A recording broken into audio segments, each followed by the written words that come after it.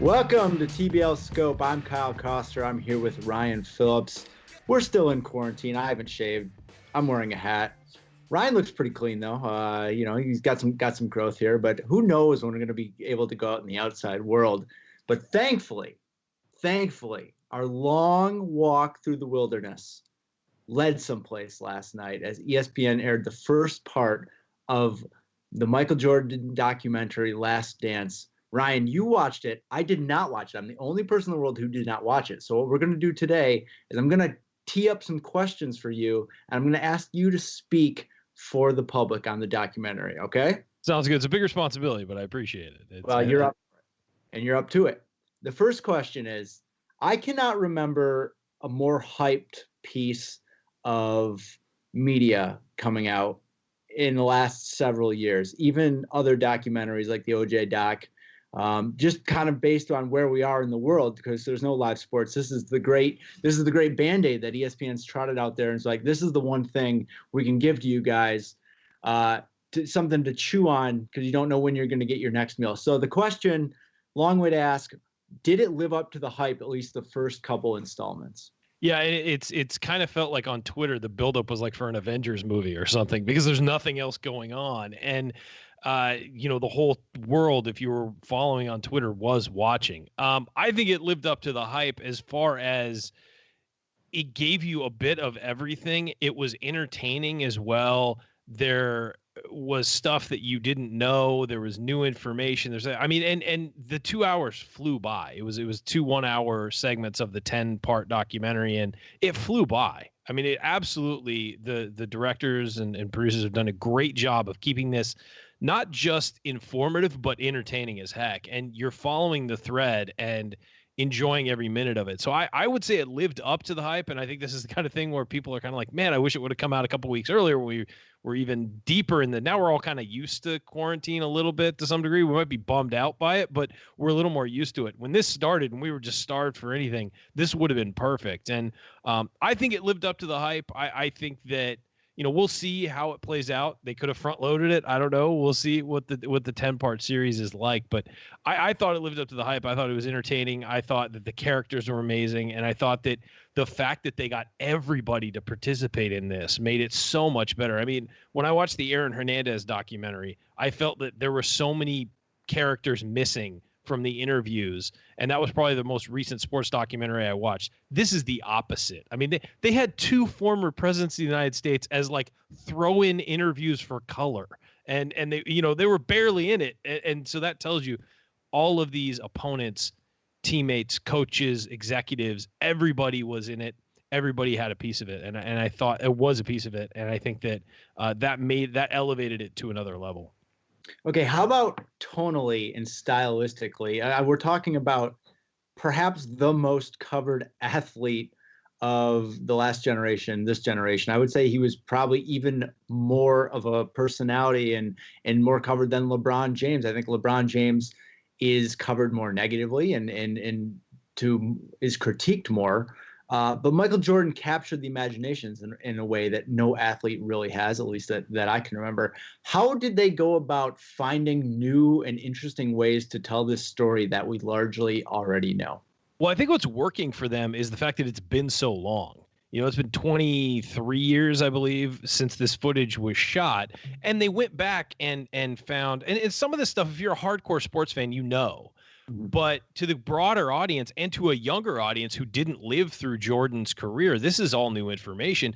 And they went back and, they went through his high school years. They went through his college years, and they dug down, and they're talking to coaches and people he dealt with and his mother and all. And so while, and to be fair, the documentary doesn't just focus on Jordan. It focuses on the team. And so I think they're going to go through the first 2 parts. The main characters were Jordan and Scottie Pippen, obviously.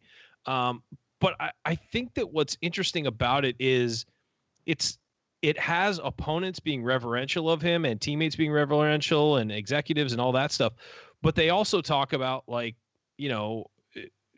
certain aspects of the game that needed to improve when he was younger. And they talk about, his journey to being a good player. It's not all just Jordan, the superstar. They kind of like go through that. And That was interesting to me.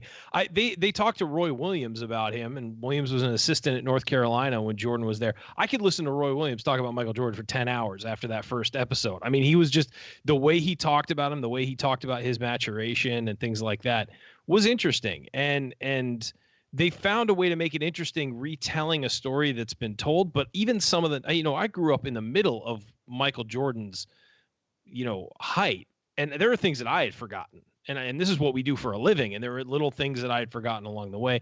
And they also create a sense of conflict. And part of the sense of conflict is right off the bat. The first segment talks about how Bulls general manager Jerry Krause wanted to blow the team up the day after they won their 5th title in 7 years. He's talking about rebuilding and blowing this up. And he had to be convinced to not trade everybody. And there's a whole segment about how he wasn't going to pay Phil Jackson to come back. And the owner, Jerry Reinsdorf, had to go work that deal out with Jackson himself because Krause didn't want Jackson back. And there's all this conflict. And you're thinking, you guys just won 5 titles. Why are you, you have the greatest player in NBA history. You've got this great team around him and possibly the greatest coach of all time.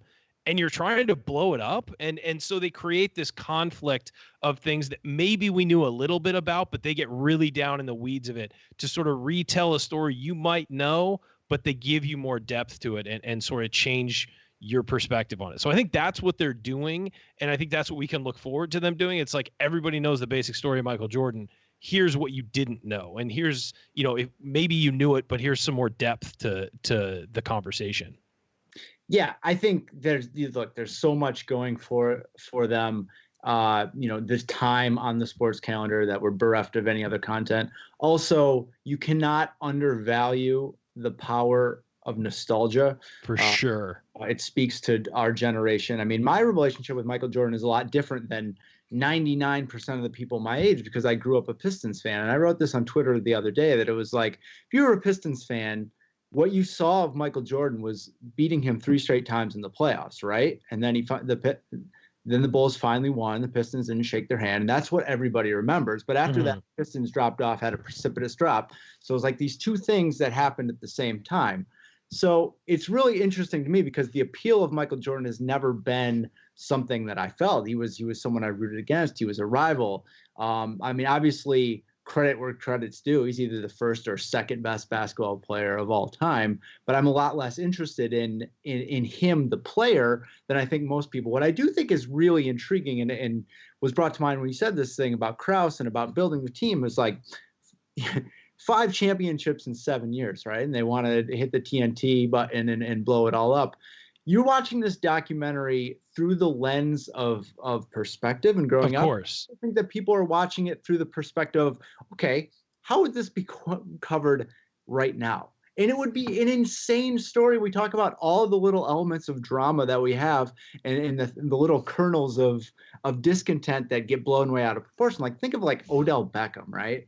Or someone like that. It's like, okay, he's a little unhappy. Now imagine it's the dynasty is like of dynasties with the biggest name in sports at the center at odds with a coach with a big personality. So it's all this stuff that happened and yes, people knew this, as spending some time in Chicago, this stuff is known in Chicago. Everybody, big NBA heads know it, but it's like, you present it under a new light and people just can't even comprehend it, especially I think the generation that's younger that didn't get to see Jordan play is like, wait, all this stuff was going on. And it's intriguing too, because it's like that type of messiness would have played so well. And I also think is going to speak to younger generations because that's how they understand it. Well, yeah, back then there was no internet. The stories didn't leak the way they do now. And we have 2 teammates look at each other the wrong way and it's a front page story the next day. These guys actively hated their general manager. And there's footage of Pippen and Jordan ridiculing Jerry Krause. I mean, just making fun of him to his face. And it's intriguing as heck because Jordan let the cameras in for that, and the Bulls let the cameras in for that whole season. And you can see the fight going on. And I knew this at the time, and when they said it, I remembered it.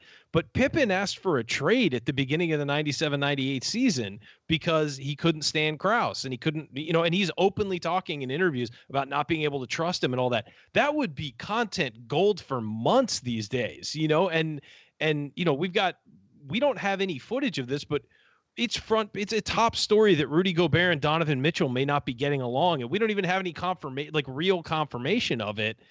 This was a guy openly saying, I hate my general manager. And so you're right. It's a different atmosphere.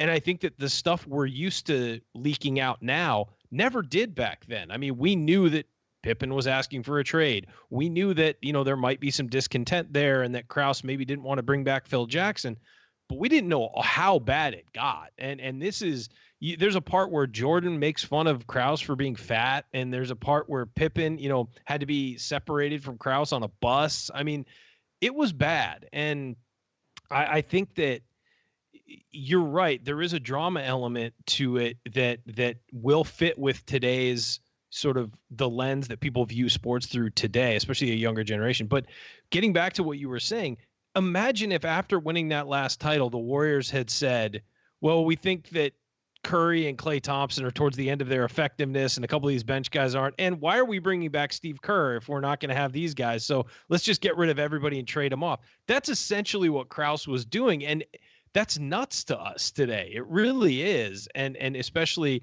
when you look back and after that season they won a title, it's even crazier, and it's hard to sort of get rid of that, knowing that and reset your mind to the fact that they maybe thought that they weren't going to do that. Let me take your temperature on this. I was following via Twitter without actually watching, but it's all anybody was talking about. It is a communal experience that we haven't had in a long time. And I thought that the mood was celebratory and kind of like, you know what I mean? Like everybody was on the same page. It was something that they were enjoying. It wasn't really like, even when we get like an award show, it's like, oh, you're making fun of someone's outfit or singing or whatever. This seemed to be really unique in that I thought it was a celebration of this time and this player, and that this was just people just happy it was on their television screens. Do you agree with that? Yeah, and you're right. There is a powerful, I think what you spoke to earlier about nostalgia being a powerful drug is that, oh man, I remember when he played against the Celtics and dropped 63 points. And you saw a lot of that. And you saw a lot of people saying, I remember even the younger generation saying, I remember being a kid when Jordan retired at the first time and all that. And I do think the nostalgia was powerful. I also think that there were elements of the documentary that played to people enjoying it. The 80s and 90s hip hop involved, was just going to, again, stoking that nostalgia. The highlights of Jordan, as you know, as with Kobe Bryant and LeBron James and some of these other, all-time greats, you queue up their highlight footage. And it's just it's a blast to watch because they're people, you do it to any sport, but they're people at the absolute pinnacle of their athletic ability. And you watch them just clown people who are other superior athletes, but just can't stay with them. I mean, they had an interview with Larry Bird and he was talking about that 1986 playoff series where Jordan went off, but the Celtics were one of the best teams, in some believe in history. And, seeing Danny Ainge and Larry Bird talking about how good Jordan was in that series, and being reverential of him, you're used to teammates and maybe guys who coached him being reverential, but seeing his opponents just say, yeah, no, he was the best player on the planet, in a year that Larry Bird won the MVP, saying that, it was really interesting. And I think that it was a communal experience for everybody, just seeing what Jordan could do and reminding ourselves, because now when you see Michael Jordan, he's an older guy, and you almost view him through that lens as opposed to who he was when he was on the court, and seeing him as a guy in his early 20s doing what he could do. It's a great reminder. Okay, so maybe lastly, let's try to decide whether ESPN is in a better situation today than they were 3 days ago when everybody was hyping this up. And I think that maybe some of the internal push for this doc maybe went a little bit overboard. Like they all shared the first 5 minutes of the doc at the same time. It felt like overkill. But do you think after people saw the first foray, the first night of it, do you think people are more excited to see where this is going on than they were 3 days ago? Or do you think some of the air is let out of the balloon? No, I think people are just as excited. I'm excited because they did a good job of leaving it as not like a cliffhanger, but leaving it a part where, okay, I got to see what happens next, from a behind the scenes perspective. Because again, there's so much, this footage hasn't been seen. And so there's stuff we knew, but we didn't necessarily know how or why or what happened. I also think that there's something, as you talked about, to the communal experience of it. People are going to feel left out if they're not a part of it. It's sort of like Game of Thrones, when everybody was watching Game of Thrones live and tweeting it live and things like that. People got into the show because they felt left out from that experience. I think that's going to be powerful for people with this. And look, it's just a well-made documentary. It shows again, before we went on the air, we talked about the OJ documentary. That showed how well ESPN can do this kind of thing. And this is just another reinforcement of that. They obviously put a lot of time, a lot of money, and a lot of effort into doing this, and it's paid off. It is incredibly well made. If this was not a good documentary, or it was one of the 30 for 30s, you kind of like, yeah, I could do without that one, it would have been a big bummer for ESPN, given what they put into this. It's been brilliant so far, and I thoroughly enjoyed it. All right, yeah, let's hope they land the plane a little bit better than the Game of Thrones finale, because I not really care for that. I'm going to try to catch up for next Sunday. That's Ryan Phillips. I'm Kyle Koster. This has been TBL Scope.